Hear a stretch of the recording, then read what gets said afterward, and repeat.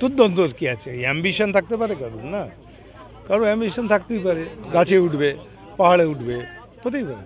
ওই আবার আমি যদি কোনো কারণে মমতা আমায় না দাঁড় করাতে তাহলে হয়তো ও ঢুকবে, এই আর কি প্রসপেক্টিভ একটা ব্যাপার আছে।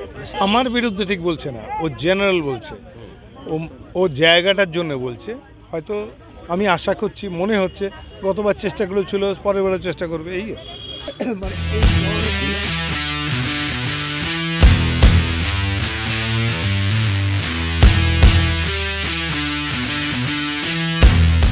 আমি বিশারদ নই, এসব জানি না, মুখপাত্র নই। কুণাল বলেছে, কুণালের আইডিয়া ভেবেই বলেছে নিশ্চয়ই। 36 পর্যন্ত মমতা থাকবে, এটাতে আমি একমত। তারপরে কে আসবে, কখন, অভিষেক কীভাবে আসবে, আরও না, অত জানি না। এই যে আদি 90 নিয়ে যে সমস্যা চলছিল, করে কিছু না, দ্যাটস নাথিং। কুণাল ঘোষ বলেছিল না, এক এক সময় এক একজন বলে কিছু, তোদের একটুখানি ওই এক লাইন দেয় আর কি, এরকম আর কি ব্যাপারটা, কিছু এমন কিছু না, সব মিলেমিশেই আছে, ভালোই আছে।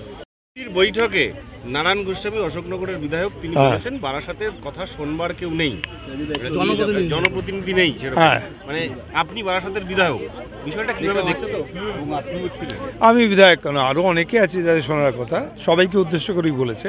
তার মানে সমগ্র জায়গাটাকে ধরেই সে বলেছে, তাহলে নিশ্চয়ই তার কোনো কারণ আছে। কারণ সে অশোকনগর নিয়ে যত না ব্যস্ত, বারাসাত নিয়ে বেশি ব্যস্ত থাকে, এটাই আমি দেখেছি এতদিন ধরে।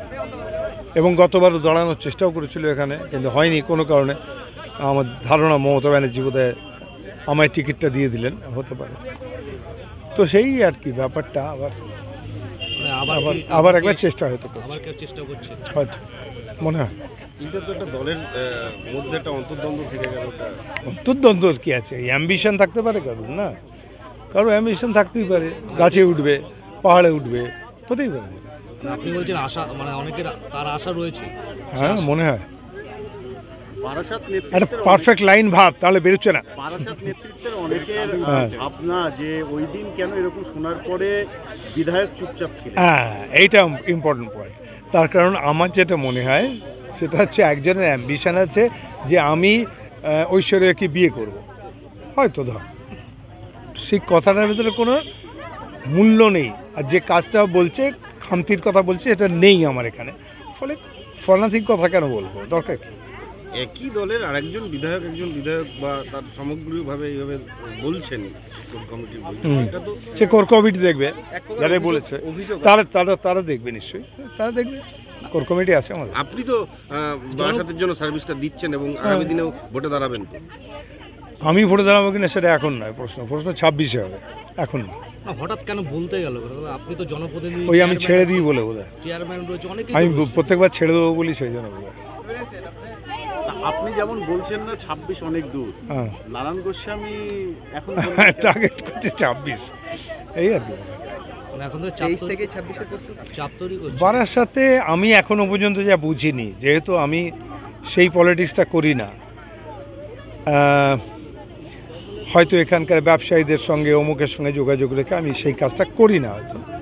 হয়তো এখানে অনেক মধু আছে, সেই মধুটা অন্যরা জানে, আমি জানি না, সেই জন্য হয়তো সেই জন্য ভাবছি।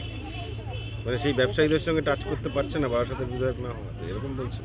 মেবি অশোকনগরে মধু আছে কি আমার জানি না, আমি এখানেই মধু কোথায় তাই যেতে জানি না, কারণ আমার মধুতে প্রয়োজন নেই, সেই জন্য। এই লাইনটা ভালো দিয়েছে, মধু খুঁজতেই বারাসাতে, সেটা আমি বলছি না। কোনো কিছু খুঁজতে তো নিশ্চয়ই বারাসাতে আসতে হবে, এবং সেই জন্য তো ব্লেম দিতেই হবে যে অবস্থাটা চলছে সেটাকে, তাই বলেছে। তবে এটা কোর কমিটি শুনেছে, কোর কমিটি ঠিক করবে।